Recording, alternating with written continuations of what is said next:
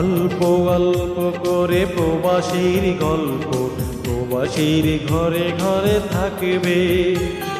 অল্প অল্প করে প্রবাসীর গল্প প্রবাসীর ঘরে ঘরে থাকবে। কখনো সূর্য দিন, কখনো চন্দ্র রাত, কখনো গ্রহ দুটো লাগবে। অল্প অল্প করে প্রবাসীর গল্প প্রবাসীর ঘরে ঘরে থাকবে।